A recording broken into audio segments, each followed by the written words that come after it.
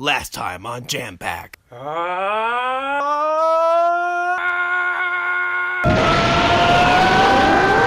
Welcome back to Jam Pack. Yo, I'm Joe. I'm Adam. And I'm Matt. And we're about to start this fight, I think. So, you have to go to it. Mother to FighterZ.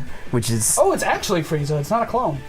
The real Frieza. It's Frieza and Ginyu. Oh. I wonder if maybe the villains of the arc, they don't really do they clones weren't of as much. Yeah, no, it's real Frieza and Ginyu. Huh, okay. Have we fought any of the villains as clones yet? Or yeah. We fought Nappa, that's right. So we fought... And Ginyu. We fought a couple of them. Okay, maybe just Frieza and Cell don't appear as clones or something? No, we fought clones. Everyone appears... all the villains and characters appears. We didn't fight clone Goku Black. Is Goku Black in this? Not in the story. Nah. Okay, I figured. Maybe think of that super dub. Hold your fire! This man is not black! So bad! Like, the craziest part is that there's no shot of Trunks speaking that line, so you could have said fucking anything. It's just like, oh wow, Funimation knew what they were doing with that moment. No way out! No escape. How do you do the super moves again? Quarter circle R1, quarter circle R2, I think, is your Hellzone grenade. Oh, yes. Well. And the right bumper would be your special beam cannon. Uh-oh. Yes, there is. Oh, no. Okay, there we go. I meant to do that. You gotta do a 720. You gotta do those Fatal Fury pretzels. Oh, God. The what? In Fatal Fury, the motions for the moves get so complex that they're often referred to by people as pretzels. Like fucking Geese Howard's Raising Storm. Oh God, is impossible for me to pull it off. I bought him in Tekken 7, and I tried him out. I've only pulled off the Raising Storm once. Oh God, and that was the only time I could do it. There we go. What do you think of the possibility of Tekken Cross Street Fighter actually happening is? I don't with how really successful know. Tekken 7's been. It's more likely now than it was 2 years ago, I think. I mean, they kind of showed fucking Capcom up just by throwing Akuma in the there. way they did Akuma was like amazing. Mm-hmm. Yeah. Because I don't know if it'll be its own separate game, but if that doesn't happen, what I would like to see is that over time, Capcom characters get added to Tekken 7, because it's doing really fucking well. Noctis just got added recently, and oh look, it's Kid Buu, and he looks really good. Even though people are complaining that he doesn't fit the game. Akuma? Noctis from Final Fantasy 15. Okay. There are complaints that Noctis is too weird for Tekken and like out of place. But I was just like, you remember this is the game that has fucking Kuma. It has has a panda bear and a grizzly bear fighting. Also a man made out of wood. Yes. A man that wears a leopard like mask. That game is one bear away from doing We Bear Bears. Like, really. and at one point had a tiny dragon. That's amazing. Oh, and what's his face? Yeah, Tekken 3 gone. No. Oh God, the one that was taken out of the Western one. The kangaroo. Oh yeah, Roger. Roger, they had a boxing kangaroo. Goddamn. Hasn't Kratos been in one of that's Mortal Kombat, I think. No, that's Mortal Kombat. That's right. That's a Mortal Kombat. That sounds like a Mortal Kombat thing they put Kratos in. Motherfucker. You seem a little mad. No, I'm just like, no. I fucking believe this shit. How dare they put in Kratos? How dare. My friend loved it because he loves God of War. Oh, I am kidding, straight up. Yeah. I don't know why. I'm just like, I was like a motherfucker that's the perfect person to put in there. More than anything. It might date the show a little bit, but those reviews for the new God of War are fucking tremendous. Really? I haven't heard anything about the game. 10 out of 10. I have seen perfect. Jesus! Which the only other games I remember getting that in the last year are Mario Odyssey and Breath of the Wild. Yeah, they just don't tend like They don't hit out 10s very frequently. It's like I was gonna say like maybe like They're like 1 to 3 a year. less so than most places, like more so than some places, but they're usually not quite 10s. So that's pretty No, impressive. they do a lot of like 9-point things. Yeah. 10s are hard. Like one of the few I very actively remember being a 10 was Galaxy 2. Yeah. It was a 10. But I have not kept up with game reviews the way I used to because I haven't kept up with games like I used to. So comes the territory. They're not like the worst. They're not the optimal way to figure out exactly what you want to get. Of course. But like to me, I'm like it's good for me to get an idea of like if there's something I'm excited for. Yeah. I like to see what some people are saying. Oh, about yeah. it. Like I like to see early critical reception just because I'm like. It can be a really good confirmation bias. Oh, If you're yeah. excited for a game and you go on and you see it's getting really high reviews, it makes you even more hyped. Exactly, yeah. I do that with media in general, where I have certain critics I follow. Yeah. To like see what they think of it. I totally do it all the time. Particularly right now with music, because it's really easy to hear a review and then just listen to the album. That's true. Like I do that a ton. Movies and games I have to usually go just buy.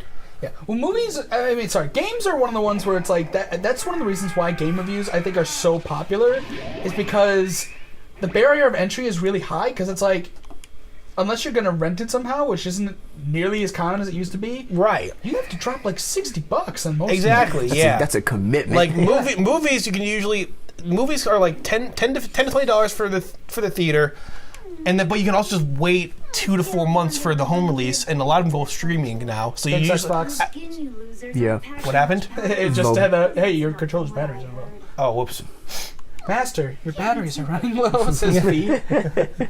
But yeah, man. so She did do that. they That have a lot. So they have I like Skyward Sword. Sorry, no, I'm interrupting you here, so I'll get to it. Yeah, it's just like with that stuff you have to like. Yeah, and there's also a long time commitment too. Gaming, the only payment you ever do is the $60 purchase. Not if you're playing an EA game. God. And then with I'm albums, sorry, that was controversial. I don't Yeah. want to blast or put our show on blast. for bashing EA games, the Why would you least say something so bold and Yet yet so so brave. controversial? Why are you saying something so bold yet so brave? I want to watch one episode of the Air Country show because it looks insane. It It's is. a trip and a It half. is. Because I've only seen clips, but man, Yeah. they're crazy. I have as well. The first clips I've ever really seen of it was when they started doing like this artist's albums as described by this thing. Oh, yeah, and that particularly blew up. I've seen that for a while. I remember seeing a while ago like a Radiohead albums as described by SpongeBob or something silly like that. And then the Kanye one blew up, like Kanye albums as described by blank, and Eric Kanye was one of them. And I'm like, what the fuck are half of these clips? Why is Killer Mike rapping with an opera singer?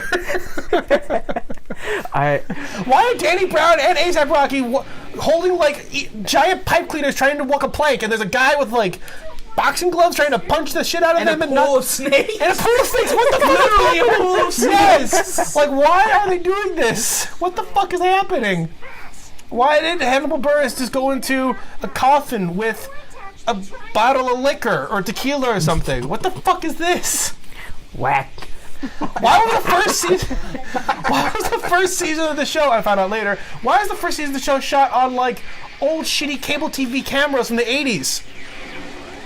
I mean, you want to hear more so too. Like he also has a trend of once the season starts, he does not bathe, trim his fingernails, or wash his hair until the season ends, so that whenever guests come on, they have to deal with that. Also, the lights are super hot, and they don't like cool it at all, really. So it's just super uncomfortable for the guests. Jesus Christ! Why? Oh wait, yeah, I have to pass it off. Oh yeah.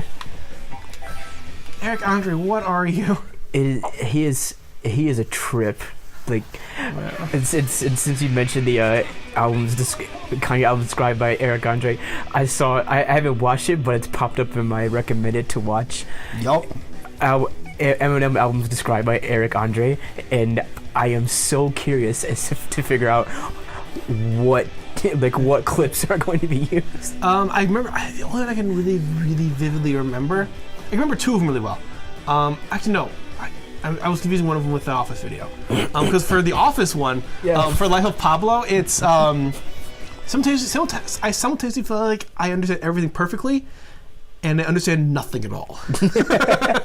But only that I remember from Eric Andre vividly, because there's a lot of weird ones. It's just all like a blur of craze. The first one they do of College Dropout is a clip of it was from the first season, so it was the really shitty cameras, and it's an opera singer just doing an actual opera, and the Killer Mike is there just rapping next to her. It's a very accurate clip, I have to say. I haven't listened to the College Dropout in a long time. Neither have I, actually. Yeah. I remember listening to it once and like being so used to like, because I got it in through graduation, and then I listened to the hell out of Yeezus, and then hearing College Dropout is such a different beast from any of all of that I'm like, this is what I signed up for, kind of that feeling. Although that being said, there are songs from that and Late Registration that I listen to all the goddamn time. So that actually reminds me of I listened to the Eminem show recently. Oh yeah. I think, or was it? I thought it was Kurt. No, it was Eminem show. Whichever one had Till I Collapse on it. That is Eminem show. Okay, I listened to that and I got to that song and I was like, fuck, I forgot how hard this goes. Till I Collapse goes so goddamn hard. I remember that being such a huge part of like my adolescence, listening to that song, and I was just like, oh yeah. That I didn't listen to it again, but it has a lot of my favorites of his songs. I really like Till I Collapse. I really like what's the track he does with Dirty Dozen on that. There's one with Dirty Dozen. He probably just died. Okay. Wait. Oh, okay. There we go. Okay. Maybe. It might be dead though. Still, it just. That's weird that the zoned out for a notification second. would come on and then it would just die that fast, though. I think it's like it might be fluttering. We'll see. We might pause soon, but we'll see what happens. What kind of USB does that take? Is it just like a micro USB? Believe so. It looks like it. Yeah, it's just a standard micro USB. So any micro USB charger with a USB input, you can just use. Okay. Shouldn't be too hard to find one. All right. Okay, so where are we going actually? We are the going boss? towards Goku there. So you can either go Frieza Trunks Goku or Nappa Trunks Goku. Who are we fighting in each of these? Let's do this one. Sure. This one too. Shorter fight, yeah. But the one point I was saying way back, because I referenced Fi from Skyward Sword, I actually like Skyward Sword a lot more than a lot of people do. Although I've seen its flaws more so. And of course, like the motion control is like a big issue, and Fi can get really annoying. But I like the story of Skyward Sword, and Skyward Sword visually is one of my favorite Zeldas. Like, because its aesthetic is so cool, and it's a nice mix between like cell shaded and almost watercolor looking. Yeah, but the colors are super beautiful. Like, I love how colorful Skyward Sword is. Yeah. And I just think it's a really fun game that gets a lot more shit than it deserves, but it takes a lot of chances compared to other Zelda games, and a lot of chances, like bold steps that became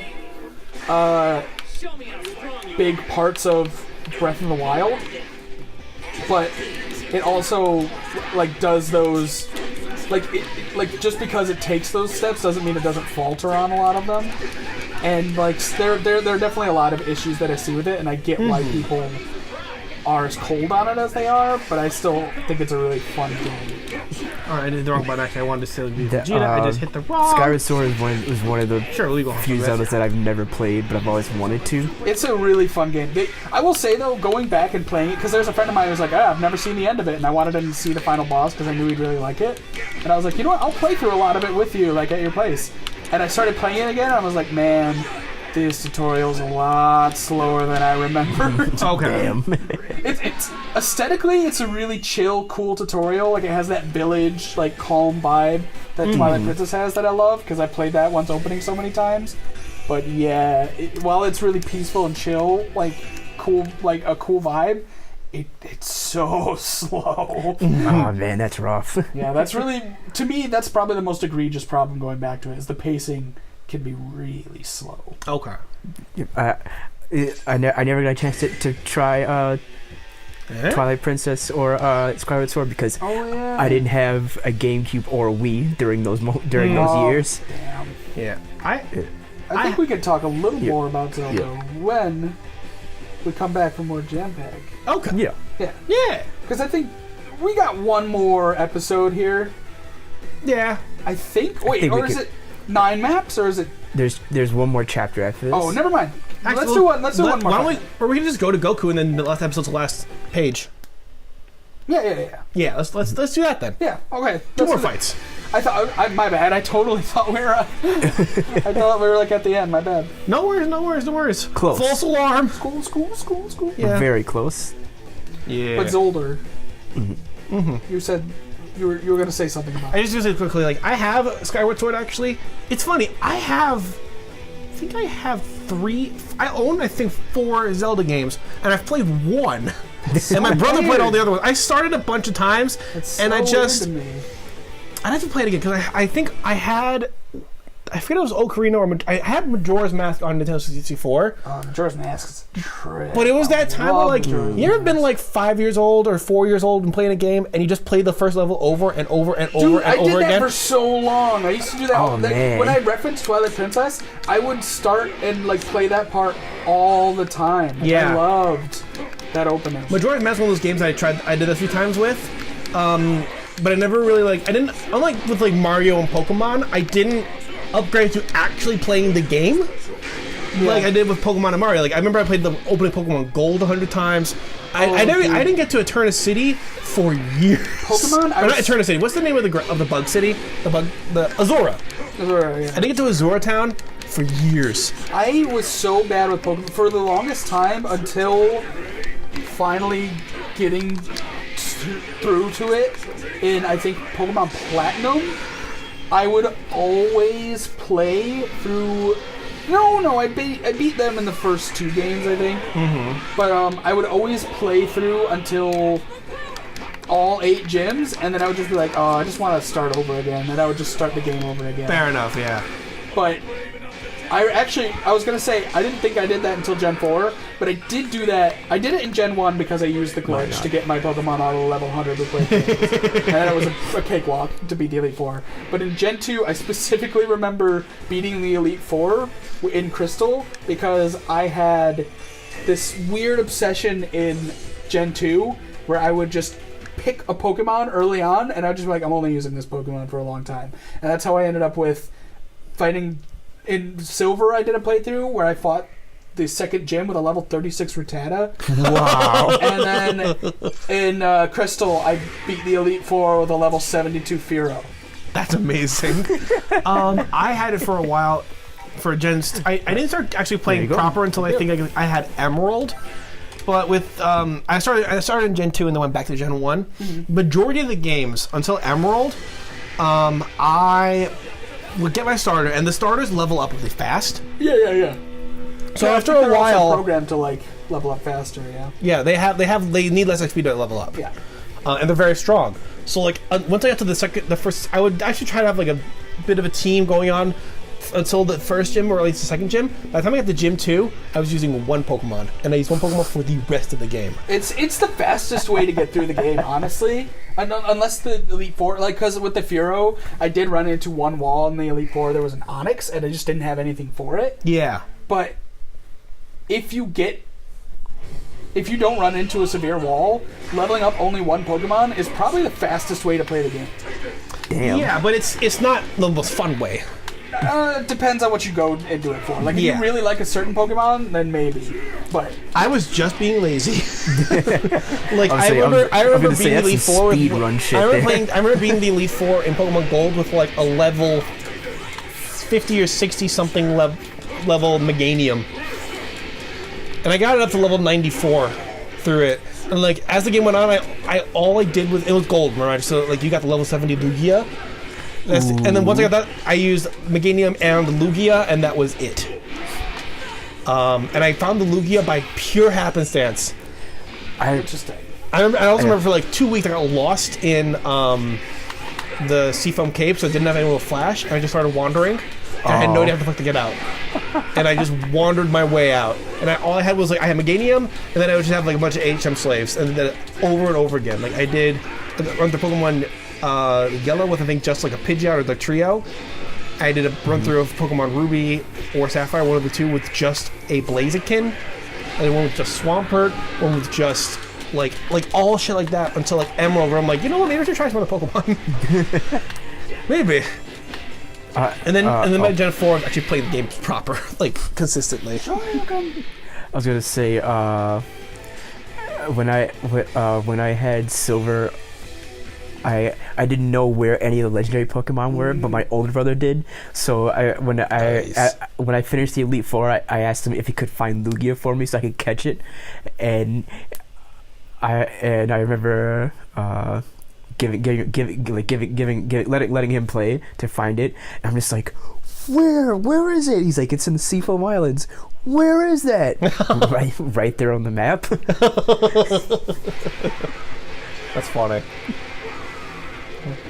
But I also have a question for you. How the fuck did you manage to beat who are the psychic gym leaders in Emerald? The twins. The twins? The twins. How the fuck did you manage to beat them solo with Blaziken? Because Blaziken would get fucked by Solrock and Lunatone psychic. Yeah, but you also get fighting moves as Blaziken. You get fighting moves. You get other types of moves. I think you get solar. You can get like Solar Beam with Blaziken. I don't remember how I did it. I think at that point I was just so crazy over leveled that I could just do it. Yeah, their stats aren't so good. Like, I think by the time if you hit them with a good fighting type move, which isn't even, I think, super effective because they're part psychic. No, you can still fuck them up pretty bad. Yeah, because like, just repeat uses of like Blaze Kick, Fire Blast, and even when I had Earthquake. Even when I had a team and like I'd have like Blaziken out, but like something else to support it, they would both get fucked right there. That one I actually might have had trouble with. I also might have had a Blaziken in like the 50s or 60s by that point. So it just did not matter. Yeah, if you're overloaded, that's also, just a thing. In Ruby and Sapphire, they only had Lunatone Soul Rock. So if you could just tank 3 moves, you're fine. Also, what I would do a lot is, if it died, I would use all the other Pokemon sacrifices to revive it, heal it, and then back to school. And then here we go, baby! I've done that. I've totally done that. Oh, man. I will also say, I have a distinct memory of playing Emerald. I think it might have actually been Sapphire. And I was at that gym, and I was fighting those gym leaders, and I was like, they're actually a lot tougher than I expected. And I was on my last 2 Pokemon. I was like, okay, you can fucking do it. Like, get through the end. And they beat my last Pokemon. And I had one Pokemon in my party that was just there to beat it. It was just a Zigzagoon, and it was like a nothing level Zigzagoon. It was super weak, and I was like, and the other Pokemon died, and I was like, fuck, all I have is this fucking Zigzagoon. And I ended up throwing in the Zigzagoon, and I think it had Quick Attack or something, and I managed to win with it. And it jumps like 5 to 7 levels. It was amazing. God. The comeback of the century. Comeback, yeah, baby. That's awesome. I saw a video somebody had of like them sending in a Rattata to fight a level like 70 something like Pokemon, and they beat it, and the Rattata went up 40 levels. Oh my god! Honestly, were they using the fear method? No, I was actually really surprised they didn't use the fear method. Is that the quick attack? Is that the Endeavor quick attack? Yeah, it is Focus Sash, Endeavor, quick attack. No, something else. Because the fear the fear acronym means you do something. use Quick Attack, but that's not what the acronym stands for. Oh, whoops. Because you have to use a priority move. I just don't remember what it is. Yeah. Because it's Focus Sash, Endeavor, Quick Attack, and then something else. I don't know. I'm not a Pokemon battler. Yeah, that's the strat. I just don't remember what the acronym stands for. Yeah. It's Fear, Endeavor, Focus, Endeavor.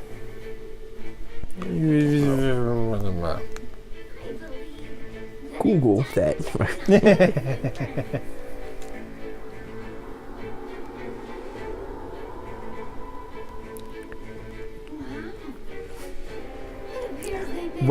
What was the hardest gym battle you've ever done? I always found 7 to be the hardest. Like what game in general, or what gym? No, the 7th gym I always found. In any game, what was your hardest gym battle? What's consistently the hardest? Yes. We might have to answer that next time, but Okay. I see you do have the We can at least answer. finish the cutscene, I think. Yeah. I would say Claire. From Gen 2? From Gen 2. Oh wait, Claire. Oh, Claire, yeah. Okay. Claire from. It's funny. I was Claire. thinking of Whitney when you said that because that's famously a difficult one. But, Yeah. Claire. It's funny that they're both on the same gen, and I managed to guess that correctly, despite thinking of the wrong person. Whitney's a famously hard one. That one always gave me a lot of shit too. But like, I feel like I never had as much of an issue with Miltank as I did with her fucking Kingdra.